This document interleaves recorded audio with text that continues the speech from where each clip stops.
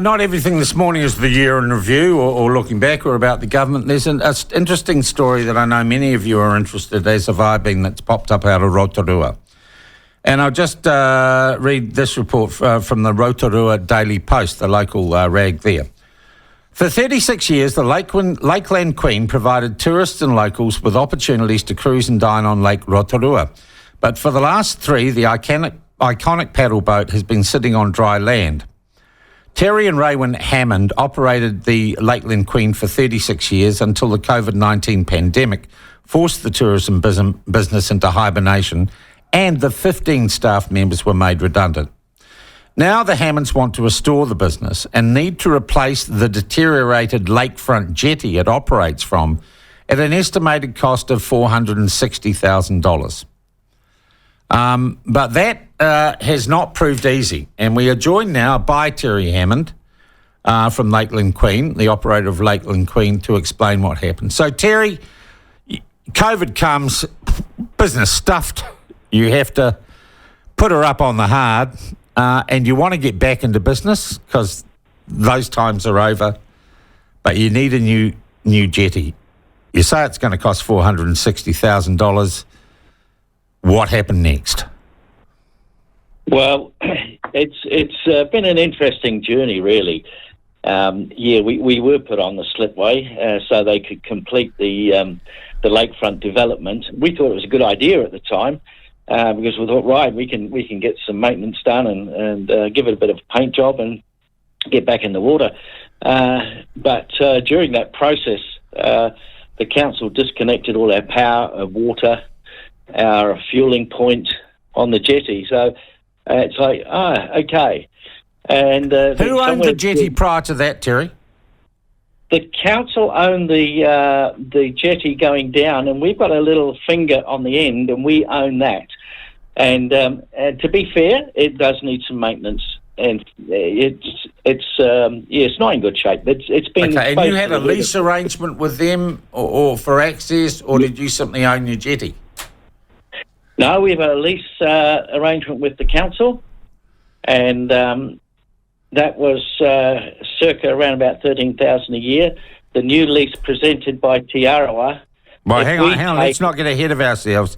So the previous thing was you had this little finger on the end of a jetty. You were paying $13,000 a year.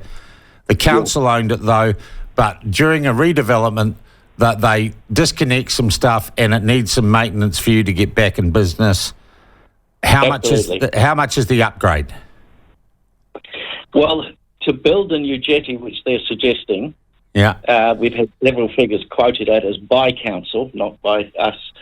The figure that you've got is plus GST. Well, what's really amazing about the whole thing, I've got to pay for it, I build it, and then I have to give it to Rotorua. Well, hang on, you say I have to. Who owns the land, who administers the land or the lake on which the jetty would be? It's gifted land, so I guess Rotorua District Council. It's been gifted to the Rotorua District Council? Yeah. By whom? Rotorua. So it was their gift? Long time ago. Long time ago, but I'm still trying to establish legally who owns and has rights over the lake, because that's where you operate, right? That's right. Okay, and hitherto, whatever rights and whoever owned them over the lake, you were able to pay a lease to the council to allow your business to continue, which I imagine has benefits. You employ 15 people, it brings money into the Rotorua region. And previously you had dealt with the council. So now the redevelopment comes, you've got to build the new jetty. Who has told you that you have to pay for the new jetty and then give it to Rotorua? Where did that come from? We've been operating in that same place for 36 years. And we were under the standing when they did the new development that the jetties would be included. It wasn't until, years later that it was suggested that we now had to pay for the jetty. The council applied for resource consent to the Regional Bay of Plenty and got it to build or extend or maintain that jetty, and they still hold that consent form. So they have a consent to do the work. Yeah. Okay. And you would be happy to pay the $460,000 to get your business going again? No way. And give it away. Hang on, Terry. Why not? Well, what do I say to my accountant? Hey, well, our business isn't sustainable, but you want a specific facility to allow you to operate a profit-making business, right? Yes. Why wouldn't you expect to pay for that? Well, I would expect to pay a lease. But the building of the facility itself, I'm presuming it's not needed if you're not running your business. Well, even if we built it, even if we coughed up that amount of money, Tiara are now saying they are reluctant to let us operate from the place we've operated for 36 Okay, but let's go back to the first thing, Terry. For your business to get going again, it needs a jetty. Yes. And the cost of a new jetty is $460,000, and you're not prepared to pay it. I haven't got the money to pay it. Then your business is unviable, right?